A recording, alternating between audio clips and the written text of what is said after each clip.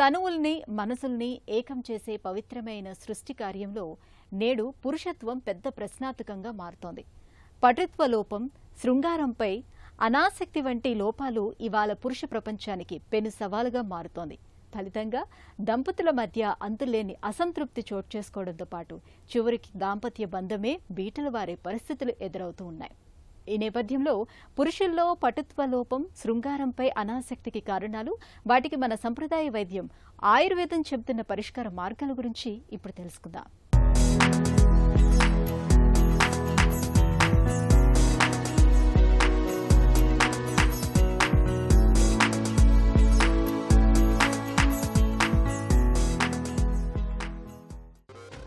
శృంగారం తనువుల్ని ఏకం చేసే బంగారం, ఆలుమగల అన్యోన్యతకు సంకేతం.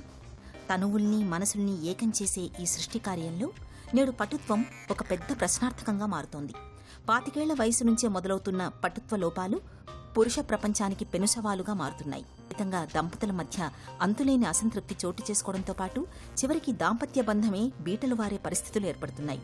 పురుషుల్లో ఇవాళ స్తంభన వైఫల్యం అనేది తీవ్రమైన సమస్యగా ఉంటోంది. అంతేకాదు, వీర్యకణాలు తక్కువగా ఉండడం, స్ఖలనం లేకపోవడం, ప్రియాపిజం, ఫెరోనిస్ వంటి సమస్యలు కూడా పురుషులకు ఇవాళ శాపాలుగా మారుతున్నాయి.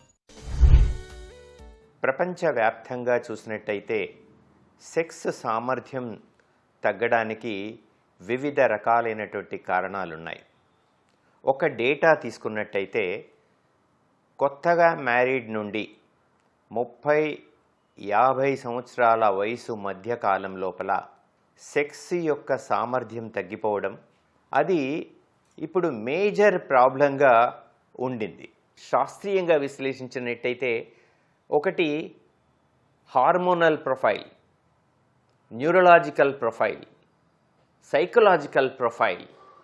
హార్మోనల్ ప్రొఫైల్ మేల్స్ లోపల టెస్టోస్టిరాన్ లెవెల్స్ తగ్గడం, మేల్ హార్మోన్ యొక్క ఇంపాక్ట్ డిఫరెంట్ కారణాల వల్ల నైట్ డ్యూటీస్ ఎక్కువ చేయడం, ఎక్కువ రేడియేషన్కు లోన్ కావడం, ఎక్కువ స్ట్రెస్కు లోన్ కావడం, ఇట్లాంటి కారణాల వల్ల ఈ మేల్ హార్మోనల్ ప్రొఫైల్ పూర్తిగా తగ్గిపోవడానికి ఒక ఆస్కారం ఉంటుంది.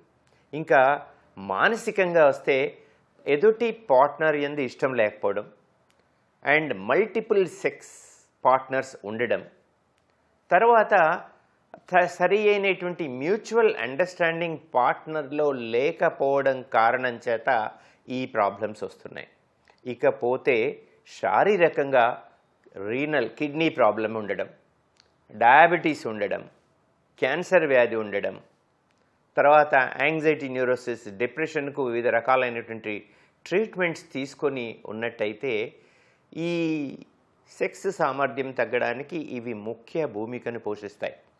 దీని లోపల షుగర్ లెవెల్స్ను అబ్సల్యూట్గా కంట్రోల్ పెట్టుకోవడం, కిడ్నీ ప్రాబ్లంలను సాల్వ్ చేసుకోవడం, స్ట్రెస్ లెవెల్స్ను పూర్తిగా తగ్గించుకోవడం, పార్ట్నర్ యొక్క కోఆపరేషన్ను పెంచుకోవడానికి తను పూర్తిగా పాటుపడడం, వీటన్నిటితో పాటుగా ఆయుర్వేదంలో నేను చెప్పినట్టుగా వాజీకరణ శాస్త్రంలో ఉండేటువంటి కొన్ని అద్భుతమైన యోగ సమూహము చాలా ఉపయోగపడుతుంది.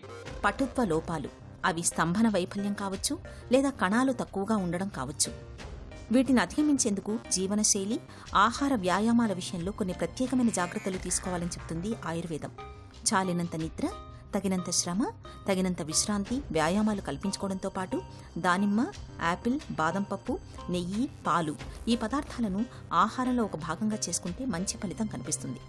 ఉల్లి, వెల్లుల్లి, మునగ వంటి ఆహార పదార్థాలకు పటుత్వ శక్తిని పెంచే గుణం ఉంది. అలాగే ముదురు రంగులోని చాక్లెట్లు, కాఫీ, అరటి, దానిమ్మ, గ్రీన్ టీ, సాల్మన్ చేపలు, నత్తగుల్లలు, రెడ్ వైన్ వంటివి కామోద్దీపనలుగా పనిచేస్తాయి. స్తంభన వైఫల్యం ఉన్నప్పుడు వీటిని తరచూ తీసుకోవడం మేలు.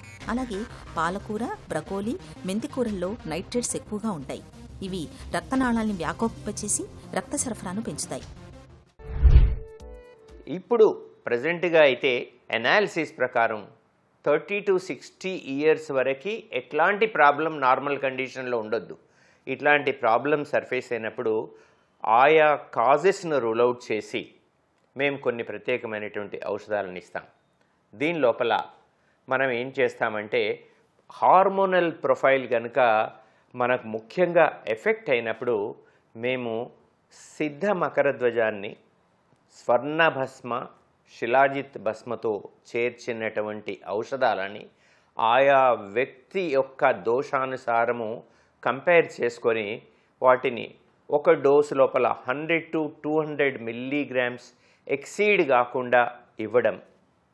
తర్వాత రత్న పురుష లేహ్యాన్ని 5 grams in the morning, 5 grams in the evening ఇవ్వడం.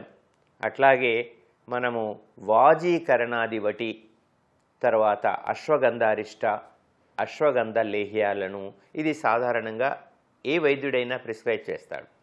కాకపోతే కొన్ని న్యూరలాజికల్ డిజార్డర్స్ లోపల, స్ట్రెస్ డిజార్డర్స్ లోపల మేము హర్బో మినరల్ కాంపౌండ్ సమీర పనగరస్ని 2 grams, గోమూత్ర శిలాజిత్తును 10 grams, సిద్ధ మకరధ్వజను 1 gram అండ్ క్షీరభావిత అశ్వగంధను 60 grams ఇవన్నీ కలిపిన సమ్మిశ్రితాన్ని ఒక నెల డోసులో గనక పొద్దున రాత్రి ఒక ప్యాకెట్ ఇచ్చినట్టయితే hormonal, neurological, endocrinal related problems అన్నింటికీ ఒక దివ్య ఔషధంగా అద్భుతంగా పనిచేస్తుందనడంలో సందేహం లేదండి. పటుత్వ లోపాలకు, ముఖ్యంగా స్తంభన వైఫల్యానికి మన దగ్గర సాధారణంగా 99% మానసికమైన సమస్యలే ప్రధానమైన కారణాలుగా ఉంటాయి. మానసిక సమస్యలకు కౌన్సిలింగ్తో పాటు తగిన చికిత్స తీసుకుంటే ఈ పటుత్వ లోపం నుంచి చాలా వరకు బయటపడే అవకాశం ఉంటుంది. హై బీపీ, షుగర్, కీళ్ల నొప్పుల వంటి దీర్ఘకాలిక జబ్బులు, వాటికి నిత్యం వాడే మందుల మూలంగా కూడా స్తంభన వైఫల్యం కనిపించే అవకాశం ఉంది. కాబట్టి ఇలాంటి దీర్ఘకాలిక జబ్బుల్ని చక్కగా అదుపులో ఉంచుకోవాలి. ధూమపానం, మద్యపానం వంటి చెడు అలవాట్లకు దూరంగా ఉండాలి. బరువును అదుపులో ఉంచుకోవాలి. రక్తంలో కొలెస్ట్రాల్ నిల్వలు పెరగకుండా చూసుకోవాలి.